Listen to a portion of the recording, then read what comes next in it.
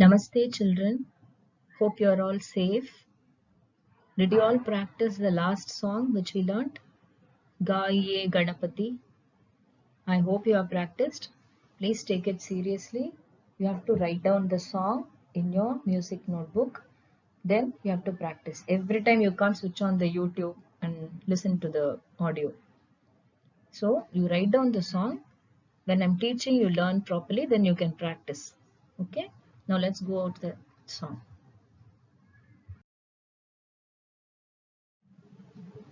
Last class, I taught you Gaye Ganapati Jagavandana Shankara Suvana Bhavani Nandana. Then the first paragraph, Siddhi Sadana Gajavadana Vinayaka Kripa Sindhu Sundara Sabanayaka. You remember? Once more we'll learn. Then next two paragraphs we'll learn today. Okay, we'll first revise the previous one. Gaye Ganapati Jagavandana. Sing along with me. I'll sing twice. Gaye Ganapati Jagavandana Shankara Suvana Bhavani Nandana Shankara Suvana Bhavani Nandana Gaye Ganapati Jagavandana Gaye Ganapati Jagavandana Siddhi Sadana Gajavadana Vinayaka Siddhi Sadana Gajavadana Vinayaka Kripa Sindhu Sundara Sabanayaka Kripa Sindhu Sundara Sabanayaka Shankara Suvana Bhavani Nandana Shankara Suvana Bhavani Nandana Gaye Ganapati Jagavandana Gaye Ganapati Jagavandana Siddhi Sadana Gajavadana Vinayaka. If you understood the tune, the same tune will go to next two paragraph also. Modaka Priya Muda Mangaladata Modaka Priya Muda. What is Modaka? Kodakatai. Ganesha's favorite Naivedyam is Kodakatai. That is Modak. Modaka Priya Muda Mangaladata Modaka Priya Muda Mangaladata Vidya Buddhi Siddhi Vidata Vidya Buddhi Siddhi Vidata. Once more I'll teach. Modaka Priya Muda Mangaladata Modaka Priya Muda Mangaladata Vidya Buddhi Siddhi Vidata Vidya Buddhi Siddhi Vidata. Again same. Shankara Suvana Bhavani Nandana Shankara Suvana Bhavani Nandana Gaye Ganapati Jagavandana Gaye Ganapati Jagavandana. We'll sing Modaka Priya once more. You're understanding the same tune for all the paragraphs? Modaka Priya Muda Mangaladata Modaka Priya Muda Mangaladata Vidya Buddhi Siddhi Vidata Vidya Buddhi Siddhi Vidata Shankara Suvana Bhavani Nandana Shankara Suvana Bhavani Nandana गाये गणपति जगवंदन, गाये Ganapati जगवंदन. Last paragraph. मांगत तुलसीदास कर जोरे. Tulasidas, he is a great saint. He wrote many songs on Lord Vittala, Krishna, all gods. So this song was written by Tulasidas. So last paragraph, his name will be mentioned.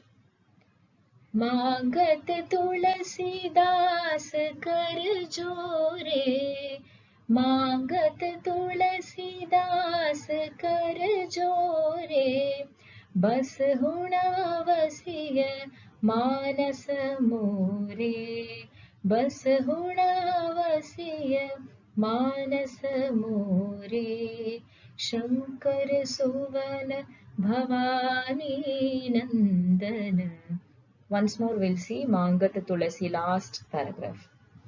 मांगत तुलसीदास कर जोरे, मांगत तुलसीदास कर जोरे, बस हुणावसिय मानस more, बस हुणावसिय मानस more, Shankar सुवन भवानी नंदन, शंकर सुवन भवानी नंदन, गाये Ganapati जगवंदन.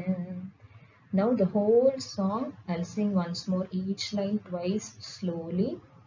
You have to sing along with me. Okay? गाये गणपति जगवंदन, गाये गणपति जगवंदन, शंकर सुवन भवानी नंदन, शंकर सुवन भवानी नंदन, गाये गणपति जगवंदन, गाये गणपति जगवंदन.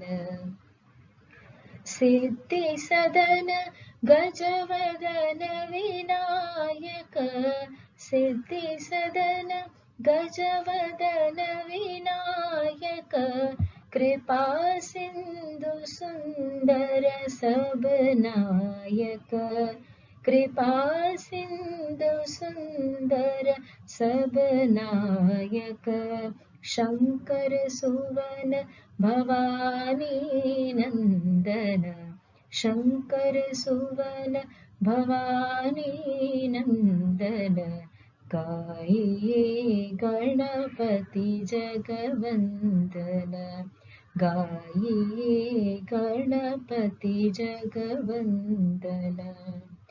मोदक प्रिय मोदक मंगलदाता, मोदक प्रिय मोदक मंगलदाता, विद्या बुद्धि सिद्धि विदाता, विद्या बुद्धि सिद्धि विदाता, शंकर सुवन भवानी नंदन, शंकर सुवन भवानी नंदन, गाये गणपति जगवंदन, गाये Ganapati जगवंदन. Okay children, please practice the whole song. Keep on practicing, then only you will get it. Okay?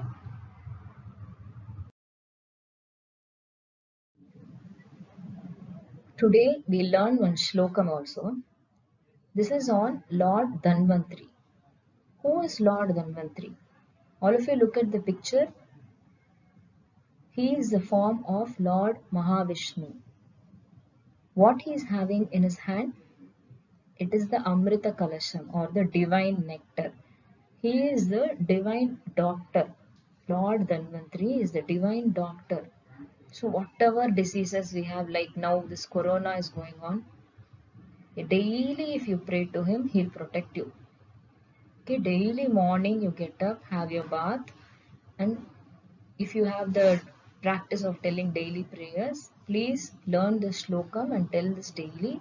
He'll protect you from all kinds of diseases because he is the divine doctor. Okay, now we learn. First, look at the screen. Om Namo Bhagavate. Om Namo Bhagavate Vasudevaya Dhanvantraye. Om Namo Bhagavate Vasudevaya Dhanvantraye. Om Namo Bhagavate Vasudevaya Dhanvantraye. Amrita Kalasha Hastaya. He is having that Amrita Kalasham, the divine nectar, in his hand. Amrita Kalasha Hastaya Sarvamaya Vinashanaya. Amrita Kalasha Hastaya Sarvamaya Vinashanaya Trailokya Nathaya Trailokya Nathaya Shri Mahavishnave Namaha. Shri Mahavishnave Namaha. Om Namo Bhagavate Vasudevaya Dhanvantraye. Om Namo Bhagavate Vasudevaya Dhanvantraye. Amrita Kalasha Hastaya Sarvamaya Vinashanaya. Amrita Kalasha Hastaya Sarvamaya Vinashanaya Trailokya Nathaya Trailokya Nathaya Shri Mahavishnave Namaha.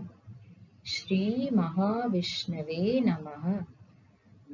Children, please write down the shlokam also in your music notebook and try to get it by heart, and daily tell this in front of the God pictures, whatever you have in your home, in daily prayers. Okay? Namaste children. Thank you. Keep practicing.